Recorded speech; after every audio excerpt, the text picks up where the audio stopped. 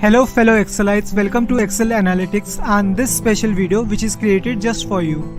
तो चलिए अब VLOOKUP को समझते हैं एक प्रैक्टिकल एग्जांपल की मदद से। हमारे पास एक वर्कशीट है जिसका नाम है VLOOKUP। इस वर्कशीट पे हमारा टारगेट डेटा यानी कि सेल्स डेटा मौजूद है और इस सेल्स डेटा का सबसे पहला कॉलम है प्रोडक्ट आईडी, दूसरा कॉलम है प्रोडक्ट नेम और तीसरा कॉलम है प्राइस ऑफ द प्रोडक्ट। अब अगर हम शीट के टॉप राइट हैंड साइड पे चलिए तो यहाँ पे हमारे पास VLOOKUP का सिंटेक्स मौजूद है। चलिए इसके सिंटेक्स का एक क्विक ओवरव्यू लेते हैं। सबसे पहले आती है लुकअप वैल्यू यानी कि वो वैल्यू जो हम सर्च करना चाहते हैं। दूसरा आता है टेबल एरे यानी कि वो टारगेट रेंज जिसमें हमारी लुकअप वैल्यू का कॉलम मौजूद हो, इसी के साथ जो वैल्यू हमें रिटर्न करनी है या रिट्रीव करनी है उसका कॉलम भी मौजूद हो। ये दोनों ही कॉलम मौजूद होने चाहिए तभी जो आंसर है वो सही होगा। तीसरे नंबर पे आता है column index number. Column index number का मतलब है उस कॉलम की पोजीशन जिस कॉलम में हमारी रिटर्न वैल्यू है with respect to the first column of the target range.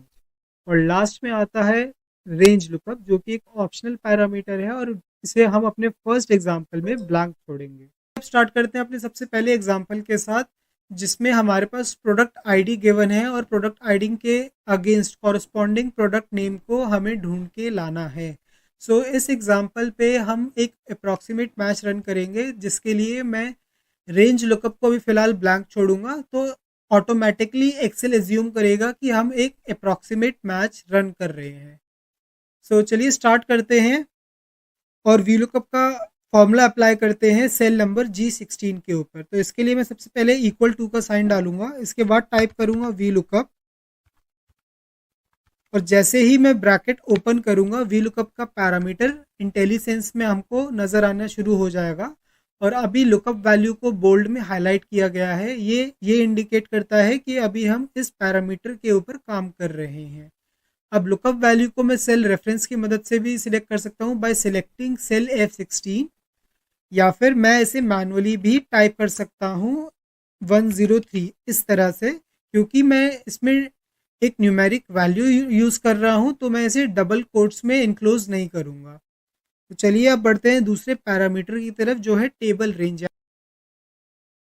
Array एक रेंज होती है जिसका फर्स्ट कॉलम उस कॉलम से स्टार्ट होना चाहिए जिस कॉलम पे हमारी लुकअप वैल्यू मौजूद हो और इसका लास्ट कॉलम एटलीस्ट उस कॉलम तक एक्सटेंड होना चाहिए जहां पे हमारी रिटर्न वैल्यू हो।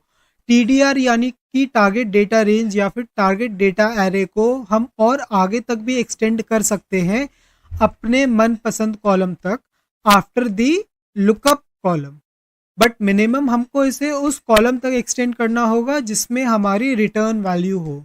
सो इस केस में हमारी जो लुकअप वैल्यू है वो स्टार्ट होती है कॉलम ए पे और एंड होती है कॉलम बी पे यानी कि प्रोडक्ट नेम पे।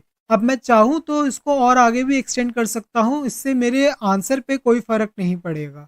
तो चलिए इसको एक्सटेंड करते हैं कॉलम सी तक और बढ़ते हैं तीसरे पैरामीटर की तरफ जो कि है कॉलम इंडेक्स नंबर।